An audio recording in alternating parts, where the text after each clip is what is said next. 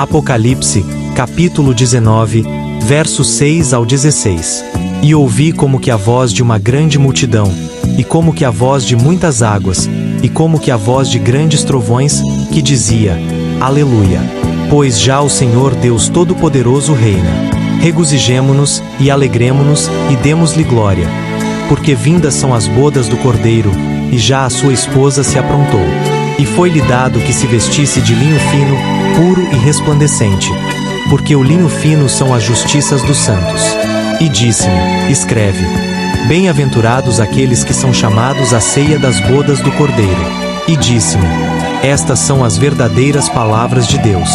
E eu lancei-me a seus pés para o adorar. Mas ele disse-me: Olha, não faças tal. Sou teu conservo, e de teus irmãos, que têm o testemunho de Jesus. Adora a Deus, porque o testemunho de Jesus é o espírito de profecia. E vi o céu aberto, e eis um cavalo branco, e o que estava sentado sobre ele chama-se Fiel e Verdadeiro, e julga e peleja com justiça. E os seus olhos eram como chama de fogo, e sobre a sua cabeça havia muitos diademas, e tinha um nome escrito, que ninguém sabia senão ele mesmo.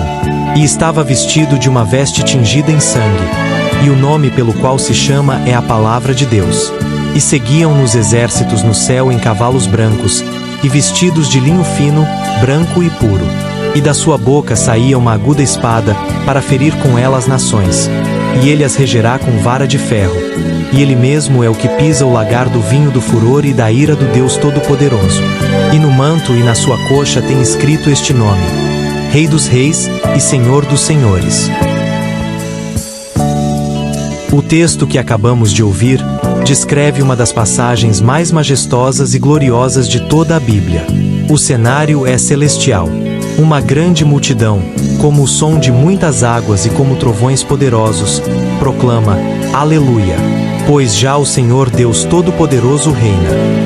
É o clímax da história da redenção.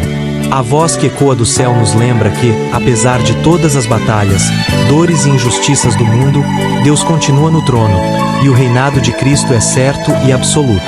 Aqui somos convidados a nos alegrar, porque chegaram as bodas do Cordeiro. A igreja, apresentada como a noiva de Cristo, está vestida de linho fino, puro e resplandecente. Esse linho não representa nossa própria justiça, mas as obras santas produzidas pela fé em Jesus. Isso nos ensina que a preparação da noiva não depende da força humana, mas da obra de Cristo em nós, que nos santifica e nos torna dignos de participar da grande ceia das bodas. O texto também nos mostra um contraste forte. Primeiro, a festa das bodas. Em seguida, a visão do Cristo guerreiro. João vê o céu aberto e um cavalo branco, sobre o qual está aquele que é chamado Fiel e Verdadeiro.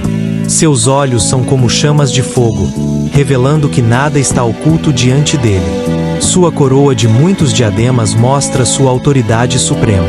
Seu nome é a Palavra de Deus, e em sua veste manchada de sangue vemos a lembrança da cruz, mas também a certeza da vitória. Ele não vem mais como o Cordeiro que foi morto, mas como o Rei dos Reis e Senhor dos Senhores, para julgar e pelejar com justiça. Da sua boca sai uma espada aguda, a palavra que tem poder para vencer as nações.